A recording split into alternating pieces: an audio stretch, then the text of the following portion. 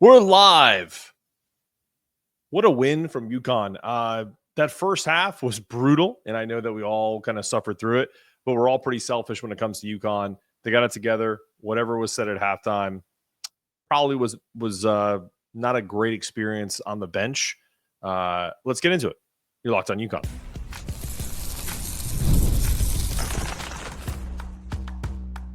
You are Locked On UConn, your daily podcast on the UConn Huskies, part of the Locked On Podcast Network, your team every day. Thanks for jumping in the live edition, late night, Locked On UConn after dark, right? Doesn't Field of 68 do that, like after dark or whatever? Yeah, we're live. We're talking about this game. It turned out to be actually a decent game for UConn in a bye game against New Hampshire, marred by. Let me just look at my notes because I don't want to go on a tangent and start being pissed off the entire time. Because to be honest with you, it's a brutal 10 minutes to start. 6 fouls to 2. New Hampshire's in the bonus with 9:58 in the first half. Like, I have to say one thing about this, and then I'm just not going to talk about it anymore. I don't know another team at the level of UConn that deals with this type of whistle at home against mid-majors or low-major teams. I just don't. Like, we hear about it all the time. Like, you go to Kansas, the Fog Allen whistle. You go to Duke, it's hard to win at Duke because they get a favorable whistle. I don't know if it's because Dan Hurley gets on the refs all the time or because they play too hard. But that argument bothers me the most because Kelvin Sampson's Houston's teams are literally assaulting players on a daily basis. If you watch enough college basketball, they literally dare the ref to call a foul in every possession. And so that's what bothers me about the way it's been called over the last 6-7 years in the Dan Hurley era. So maybe it's Dan Hurley and how he gets after officials. Maybe it's not. I don't care. I said my piece. It's a ridiculous thing. Most of these guys are going vertical. And just because you're playing a slower, inferior opponent doesn't mean because they lose their balance that you push them. Anyway, on to the game. The flow of the game got better once the ref show kind of turned off. Let's look at some of the statistics. How about Jay Ross? Dan Hurley's been touting Jay Ross for weeks, months, how important this was for him to get on the floor. 14 points, was 2 of 5 from 3, looked phenomenal. He was everywhere. Deflections, had a block, picked up a couple of silly fouls, but everybody did. Solo ball was consistent, another 14 points. What can you say about Liam McNeeley? Back-to-back double-doubles. He's a rebounding machine. Like, he literally is Alex Karaban's clone. And then where would we be without Alex Karaban? 17 points, 5 rebounds, 4 assists, another 4 blocks. He's in his Emeka Okafor renaissance, blocking everything. He's just phenomenal player, and we're lucky. I got one guy on right now. Sean, I'm going to get you on. I'm going to put the link in the comments if anyone wants to join. Sean, if you want to jump on, what you got, man? Talk to me. Sean, you there? Yeah, no, I'm here. I'm out in the DR, so I'm only able to get a couple snippets of the game, but it looks a little sloppy early on, and really picked it up in the second half like they always do. I feel like early on in the season they start slow, and they always end up picking it up in the halftime. So it's just amazing the kind of adjustments they make at halftime just to flip the switch and make it almost look like a different team out there. Yeah, and we have to remember, too, I mean, when we think about this team, I mean, there's a lot of moving parts. There's a lot of new people. We take for granted that, these are plug-and-play guys. You bring in Liam McNeeley. Sampson was not playing, what he played. He only played probably 14 minutes today because of the foul trouble. But these guys are every single one of these guys, except for Alex and Haas to a degree, is playing a new role. So some of that's going to come with growing pains. So I recognize that. I just didn't like the sloppy play.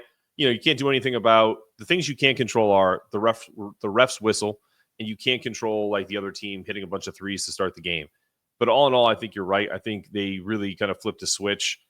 the thing I loved about the end of the game is you heard the announcer saying the second team was playing as hard as if it was the national championship. And that's just something that is so indicative of this team, is no matter how shitty we play or how clunky it looks at the beginning of the year, the effort's always going to be there. Sean, did you go to the game, or were you just watching? Are you from Connecticut or whatnot? Yeah, no, I'm from Connecticut. Didn't get to this game, but just an avid fan. I guess my other question for you is, what do you think about the Jalen Stewart's diminished role this year? I feel like he left off this last year looking like he might be able to break out, but then this year, not seeing too much utilization of him. Do you think that's just what they're seeing at practice, or he's just not making the leap like everyone else? I think Dan's talked about this. It's a great question. I think we're all kind of shocked that he wasn't like the guy who's next, because that was the prevailing theme. But I think part of it is just that other guys have stepped up.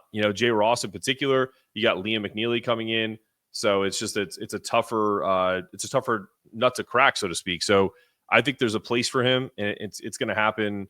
Down the stretch here. And I don't have all the answers, but I definitely feel like he's going to be a guy that we're going to count on as the season goes on. But that's how good we are. That's the thing. All right, Sean, I'm going to drop you off and bring in my co-host on Tuesdays and Thursdays, who's at the game. What's up, man? How we doing, guys? Coming live from the XL Center. Talk to me. We've got some championship banners in the background. Tonight is an electric night. Game 2 of the season. First game at XL. Hartford showed out. Some growing pains, I thought, in the first half. Again, some sloppy play here and there. A little bit of foul trouble again from Sampson early in the first half. Tarris, less of an impact tonight, but we talked about it on the podcast all week. Number 23, Jayden Ross, has flipped a switch for this basketball team. He was the best player on the court tonight by far. He was flying off screens in the second half. The jump shot looked smooth. Not all of them went in, but they're going to start falling. This team really – I was impressed with the amount of open jump shots that they were getting in the second half. The first half, like I said, was a little sloppy, but like we said the last couple of years, this team's a 40-minute basketball squad. They're going to wear you down by the 30th minute, 35th minute, and they really started to pull away in the second half. Solo got into the rhythm. He was 0 for 5 from 3, but found a way to go 5 of 12 from the field. Karaban, another 4 blocks. He's got 11 in 2 games, which is Donovan Klingen's trajectory. They're finding their footing. It's going to take some time. We've got some new guys in the fold, but I like what I saw here tonight in the second half.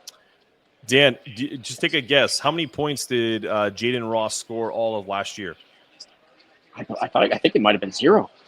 I don't know. 15. 15. He had 14 tonight, right? 14 tonight. Yeah. I mean, he's well on his way. It's very clear that he has turned a page, and Hurley. I don't think Hurley would be talking that way about a player unless he really did see something. This was his first game of the year, and I was just surprised at how comfortable he was out of the gate. As soon as he entered the game, it looked like he was turning it on. On offense, he was confident. He's not hesitating shooting. Like, he's coming off screens. He's getting open jump shots, and he's taking them. That's what I like to see, especially for a guy that just started playing premier minutes his first season of the game. Like, that's I think, indicative of a player that's got some confidence coming into his first game of the year. Do you agree with this? Paul here says the offense runs better when Haas is running the point. Much better inside-outside play. Hassan drives to the basket freely, up outside cheaters to setting up alley-oops. I think he stabilizes us. We talked about positionless basketball. What are your thoughts?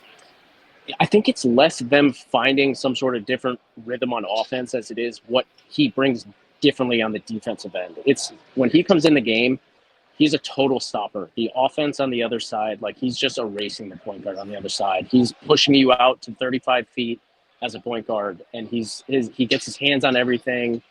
The offense, I think, it's not going to look like it did last year. It's just not. But this team defensively, the wings that are on this team, how long they are, the wingspans at the wing positions, so 2, 3, 4 positions on this team, I think might, and in time, by the beginning and towards the end of the season, might be the story of this team in 2024. Before we let you go, I want you to watch something really funny. I saw this from Rick Pitino today. Is this the guy in the red blazer? from the Big East No. tournament last year. No. I saw that he went No. golfing with that guy a few days ago. I couldn't get enough of it. No. This is how most of us felt in the first half. Watch this. I don't usually drink after a game until I see the film. I just asked the bartender to give me a triple. That was me in the first half. I get it. It's a process. Like one of the guys in the chat right now said, it's a process. This is not the finished product, as you just mentioned, but it was really rough at the beginning. Because, I'm getting kicked out of the XL Center by the security team here. They're doing their jobs. They're doing their jobs. But did you tell them? Did you tell them that you're on the podcast? I did. I'm just kidding. Guys, this is the top 100 basketball podcast in the country here. Don't they know this? Appreciate you, man. I'm gonna jump and get some. We got a bunch of people in the chat that want to jump on the show. Go have fun. Let's do it, guys. It's gonna be a fun season of UConn basketball. We'll see you at the next one. All right, brother. Love you. Take it easy. All right. Who's next? Sean's been on. Let's get Dennis to the stage here. We haven't heard from him yet. What's up, Dennis? Can you hear me all right? I hear you fine, man. Great. Yeah, just leaving the game now, stuck in traffic outside the XL Center. But, yeah, just to reiterate what he was saying, you can tell it's a young team. Just trying to gel, first half, kind of working some things out. But they started pulling away, in the second half. But I think it's definitely going to be a good season. They're going to hit their stride, later in the year, obviously. But I think it's definitely something to build on for sure. So I know you got a lot of people. For sure. I don't want to be on here too long. No, man, you're good. This is going to be a short one because it's late, and we all want to go rest because if you're like me, you got the UConn women tomorrow, you got football and all kinds of cool stuff tomorrow morning. So, look, I think you're right. I think the idea is this team is not a finished product, but when you win by 39 points or almost 40 points, you have a pretty nice little point spread of, Solo with another 14 points, McNeeley with a double-double, Karaban again with 17. Even Tarris Reed, who didn't do a lot tonight, but he still had. Then you look at the box score, and he had 11 and 8. And then we talk about our interior defense being such a problem. We had 10 blocks on the night again. So as with all of the initial foul issues, at the end of the night they righted the ship. And I think what people are worried about is when we play a tougher competition, that will be an issue early, and it'll be too big of a hole to dig out of. I agree with that, but I don't necessarily worry about that as much because I think by the time that happens, we'll have really defined roles on this team. That to me is the more important issue. Is that's what Dan Hurley's figuring out before they go to Maui. Yeah, I agree definitely, and I think it's gonna be a fun season. So I'm excited, and this is my first game as a student in the student section, and I was really impressed. I'm almost 40 years old. See these young kids around me; they are very, very educated in the game of basketball. They know what they're looking for. It was an awesome experience. Awesome, man. Well, I'm as a old 43. I'm proud of you that you went back to school and that you're doing some cool stuff there. That is the coolest thing that someone said to me today. And so I really appreciate you following the show and jumping on a couple times today because I really appreciate it. You're doing a great job on the podcast. I just want to give a shout out. I'm a Marine Corps vet, and I run a free guitar program for vets with PTSD called Guitars for Vets out of Enfield, Connecticut. And if any vets are listening, Google it, Guitars for the number 4 Vets. Get 10 free lessons and you get a free acoustic guitar. Look and see what you have in your area around the country. That's dope, man. That's so cool. I just put that in the chat, like Guitars for Vets, Google Guitars for Vets. But DM me or message me and see if I can do anything else for you to do that because I love in a past life I did a lot of stuff for Wounded Warriors and stuff like that. So please feel free to hook me up with whatever literature you need. I love to kind of even just throw that on a podcast, especially if it's one that I feel like is going to pop where there's going to be more eyeballs to it. So I'm happy to mention it or just kind of bring it up casually. Great. Thank you so much. I'll send you a picture of the brochure. And like you said, the vets get 10 free lessons, 1 hour each, and then they get a free acoustic guitar. So right on, man. Thank you so much and keep doing what you're doing. Awesome, man. Have a good rest of your night. Take care. You too. Bye. All right, that was Dennis. Let's see if we have Tim here. What's up, Tim? You want to come on and talk about this? Hey, how's it going? Can you hear me? Good, brother. I can hear you just fine. What's up? Awesome, man. Dude, I graduated from UConn in 2013, and it's been amazing to watch them just win all these years, and I think they looked amazing tonight. Obviously in the second half, not the first half, but I think that we're seeing the growing pains with Aiden Mahaney, and those shots are going to fall soon. I think everybody's worrying about nothing really. I mean, and I thought his defensive intensity was a lot better today than it was the first game, and I think that message really got across. So I love to hear what you think about that, because I thought he was pressuring the ball. They were going full court a lot of the game today, which was really nice. So what do you think?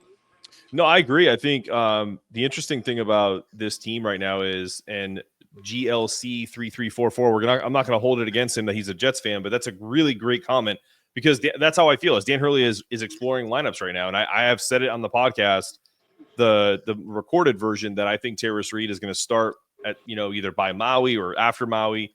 I think that's something that will end up happening, because they got Tarris Reed in the transfer portal from Michigan, not only because he was a talented player, a top 30 freshman, and was a double-double machine when he played for Michigan, but because he had the least fouls per possession of any of the people in the transfer portal. Like, that is a stat that they were like, hey, we're going to need this guy because Samson's a foul machine.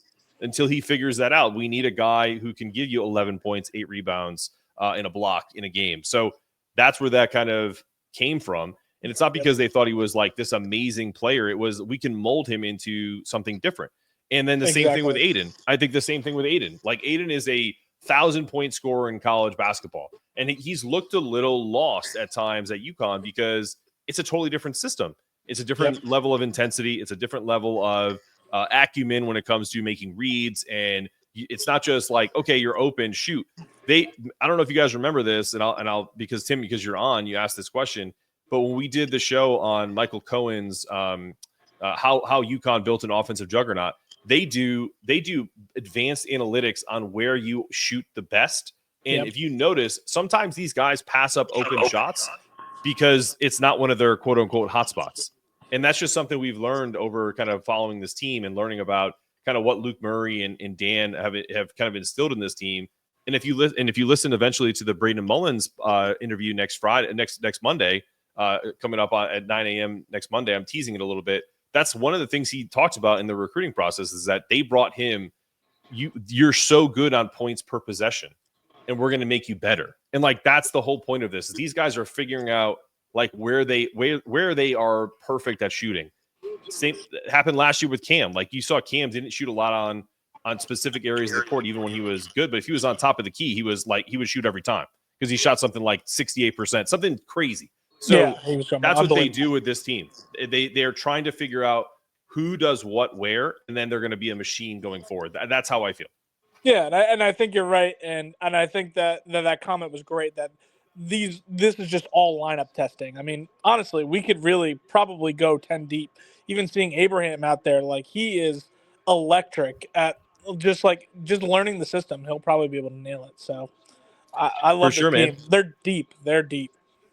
I don't think they're going to go 10 deep, but I think they're going to go 9. I think they'll eventually be up at 9, because I think what I think is going to end up happening is Ahmad Noel is going to be too good of a player to continue to give just a few minutes a game to. And he's going to push these guys, because if Aiden continues to struggle, if Haas looks like, he hasn't made that leap, Dan's going to want another spark plug at the point, or to kind of lead the team a little bit. And Ahmad is more than up for the challenge. Then you have Jalen Stewart, and we saw what Jay Ross can do tonight, who Gaetano just said it might be the next Andre Jackson Jr. And that's something that Dan Meehan, who was on earlier and is on my show twice a week as a co-host, has talked about how he feels like he's the next Andre Jackson. And I think that is a very fair point, just based off their size and their better shooting, though. Better shooting, with a better jump shot, absolutely, right off the bat, because Andre can hit shots eventually, but no one's going to exploit Jayden Ross for playing off on him. I think that's something that he's going to be strong at. Yep, it's a great point by Gaetano, and people are agreeing in the chat, so that's good stuff, man. Cool. Appreciate it. Cool, man. Appreciate you, man. Have a good rest of your night. You as well. All right, that was Tim. If anyone else wants to jump on, I'm going to stay on for about 5 more minutes, and then I'm going to go down and hang out with my wife and my children until they go to sleep. Every Husky scored tonight. UConn put up 57 points in the second half. That's a great point from Bernie. Yeah, man, that second half was a lot of fun to watch. That was Husky basketball in the second half, and I loved it. All right, let's get Tyler in. What's up, Tyler? How we doing? Yo, what's going on? Can you hear me? I hear you just fine. Little under the weather. It's all right. Yeah, I kind of feel like everyone said everything already. Tale of two halves, kind of like the last game. Sloppy. I think the one thing, we always talk about like not having Donovan back there to like protect the rim. I noticed a lot of, and Hurley will obviously get this under control, but especially in this game, like Diarra, Solo, and Ross, I thought were way too aggressive on the wings. And, they went for a steal, didn't get it. The guy get into the lane. I think that might have been how Sampson drew one of his fouls, but the other one of those, the guy ended up getting to the free throw line. Another guy got a jumper in the lane. But I think, since we don't have, that elite rim protector in the middle, we really got to make sure, we don't always, these wings are so athletic and they're going to make amazing big plays and take it the opposite way. But sometimes just like locking down and not making the guy work. And that's what Steph Castle was so good at, right? He just made you work. And like, I think like, Alex, Cam, and Newton, they weren't like the most athletic guys last year, but they also didn't take these risky plays. They kind of kept their man in front of them, played great help defense. So I don't know. For me, it was mostly like on the defense. This is mostly in the first half, but yeah, that was kind of like the only comment I had. I think that hasn't really been talked about. No, you honestly, Tyler, that's a great point. Like, I think for me, the thing about Donovan was he erased a lot of mistakes, right? So what we're seeing right now is you see a lot of mistakes on defense that are leading to silly fouls.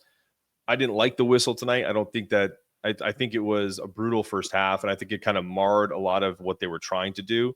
So while I agree, and there's some people in the chat that were like, some of the fouls were silly. I agree, but I think sometimes when you make mistakes, what's human nature is to kind of try to make up for them, right? So you compound it by reaching, you compound it by slapping or trying to go for a steal when you shouldn't, and at least the easy buckets. So it's just, and this is a great point from Brandon here. UConn can't just get caught up chasing last year's team shadow. They need to be their own team, and they are good enough. And I totally agree. And I was just about to get to that point, Brandon. Like, this team, if they give up, like, think about it, they scored 57 points in the second half, and they played solid defense. They didn't play great defense. They gave up 29 points. If they play against a higher major team, that's probably closer to like 45 points, but they probably only give up 30 or 35. But that's okay. It's okay to win by 10. We don't need to. We don't need to win by 100 every time. I think that's a great point. Is like that team last year was so dominant that it doesn't need to be as dominant this year. They just need to be solid. Yeah, for sure. But and another thing, why is it that they come out in the second half and it seems like they're running their sets? Like when the game starts, the first half, it looked like helter skelter. Like there was no like, and that's why I get nervous when like Haas is out there, because I feel like last year, and I'm going back to last year, but we had so many guys that could just like be like the floor generals: Steph, Newton, Cam, Haas. Like whenever it gets sloppy, they would just take the ball and then like set it up. And like Aiden's new, right? Like so we don't really have. And like Haas was very sloppy in the first half. The floor must have been slippery because he was slipping. But there's too much dribbling in the first half. But yeah, I don't, in the second half they come out and they're running their sets. I don't know why they don't do that in the first half. Honestly, it could just be one of those things where it just looked sloppy. New Hampshire probably did a couple things to minimize them. I missed the first 5 minutes of the game, so part of that when they were down 11-8 because I was watching the game and it was Providence Stonehill ending of the game, and I was getting frustrated that I couldn't watch the beginning of the game. But yeah, I think for the most part of the 15 minutes I watched, it was just really sloppy. They didn't get into sets quick enough. Like I think to your point, last year it was, even though they played a slower style, it was constant. It was like what's the comment in the huddle a long time ago that we've said a million times? The music never stops. Mm-hmm. And I think that sometimes you see some guys stopping because they're kind of thinking about what needs to happen, and that's going to change as time goes on. Right, exactly. Yeah, that's what I think we need to look at is the progressions will get faster and quicker. And so I think you're going to see a better team by Maui because Jay Ross has clearly solidified himself as the best player on the bench, who may even start. And then I think you look at Haas, he stabilized the team in the second half. He did. You know what I mean? So I think Dan's going to look at that and go, do I want to play positionless with no point guard, or do I want to have either Aiden or Haas and then whoever else around the center? Yeah. Those are the real questions. And I think you're on with Noel, man. Like he's been limited minutes, and I know it's at the end of the game, but he looks poised, he looks ready, he looks like he can handle more minutes than what he's been getting. Yeah. And I agree. And then to Bernie's point here, it's so think about this. Aiden Mahaney looked tentative. He still had 9 points and 3 assists. He was 2 of 5 from 3, right? Then you have Liam McNeeley, who no one's even talked about tonight, had 10 points and 11 rebounds. Yeah. Another double-double. Yeah. 14 points for Jay Ross. Jalen Stort gave you 4 points off the bench in limited minutes. Tarris Reed, 11 points, 8 rebounds. So this team is still doing what it needs to do, and I think it's only going to get better as time goes on. I mean, I know it's like a simplistic thing, but it's the truth. The other thing is Alex played so good. He played such good help defense tonight, dude. He's amazing, man. He is so fucking good. He's so good. Amazing. I mean, to anyone's surprise, I know people are pissed off about the XL Center not getting all these great games. I mean, this is the back-to-back national champion, and then I saw pictures of people there, and it doesn't look like it's a full place. Like, do you want the good games, or do you not? Like, can you at least sell out New Hampshire? Like, what are we doing here? Right. I'd kill to go to this game right now. I'm in North Carolina. I'm not from Connecticut. I've never been to either. I don't know what the XL is about or Campbell, but there you go. Yeah, but wouldn't you, if someone said, "Bro, I got a free ticket for you in a plane ride," you'd be there in a heartbeat? Yeah, 100%. Yeah. I'm in DC though, so it's far for me to get there. I have to get to the game though. I usually go when they play Georgetown. I usually go see them. So good deal, brother. Yeah. Well, listen, you have a good rest of your night, man. Thanks for popping in. Yeah, take care. All right, brother. All right, guys, I'm gonna jump. Really great show. I really appreciate anyone that jumped in. If I didn't get to you, I think I got to everybody. I mean that right, Chris? I mean, come on, man. Like I used to live there, and I'm so kind of like frustrated that I don't get to go to any games. If I can go to a couple this year, I'm going to, but those aren't promised to me. And if you're close, don't not go to these games. These games are amazing. On top of it, this is not like normal team behavior. This team does not, there's never going to be another three-peat opportunity for UConn. Go to it now. Please. Fill it up. All right. That's right, Ant. Two things we know. Husky players are figuring it out, and Wu-Tang is forever.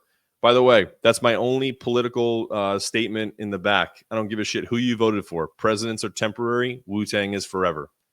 And on that note, I love you all. Go Huskies.